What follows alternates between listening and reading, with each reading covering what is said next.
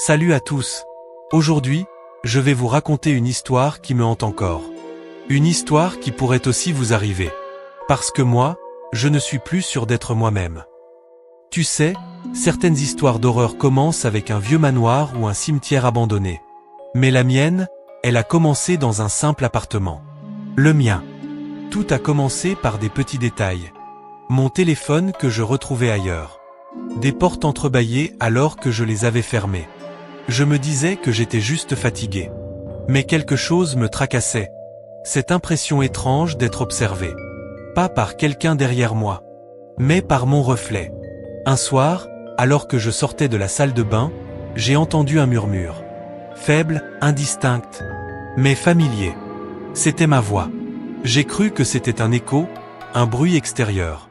Mais plus j'écoutais, plus je comprenais. C'était moi. Moi, en train de parler. Dans le miroir. Je me suis approché lentement. Mon cœur battait à toute vitesse. J'ai levé la main. Mon reflet a fait pareil. Puis, il s'est arrêté avant moi. J'ai reculé brusquement et j'ai claqué la porte de la salle de bain. Mon souffle était court. J'ai voulu me convaincre que c'était mon imagination. Mais en revenant plus tard, il y avait de la buée sur le miroir. Et un message écrit dedans. Ne te retourne pas. Je me suis figé. J'ai regardé derrière moi. Il n'y avait rien. Cette nuit-là, j'ai eu du mal à dormir. Je me suis réveillé en sueur.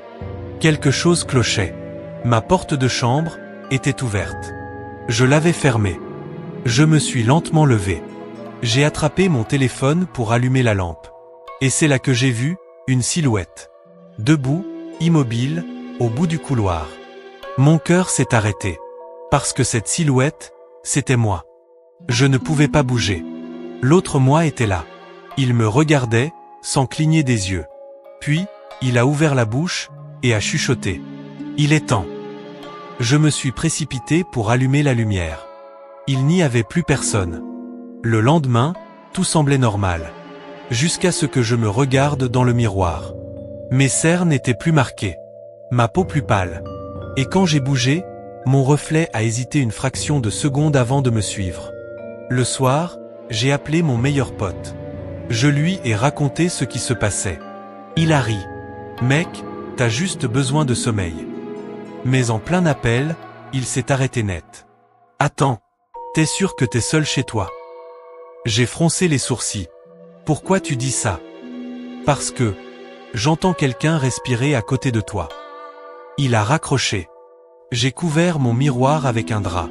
Mais au beau milieu de la nuit, un bruit sec m'a réveillé. J'ai allumé la lumière. Le miroir était fissuré. J'ai voulu le jeter. Mais en le soulevant, j'ai vu quelque chose derrière mon reflet. Une main. Je me suis figé. Puis, j'ai entendu une voix, chuchotée, grinçante. Laisse-moi entrer. Je me suis reculé d'un bond. Le lendemain, en me regardant dans un autre miroir, j'ai remarqué un détail encore plus troublant. Mon reflet n'avait plus d'ombre. Il ne copiait plus mes mouvements, il les anticipait.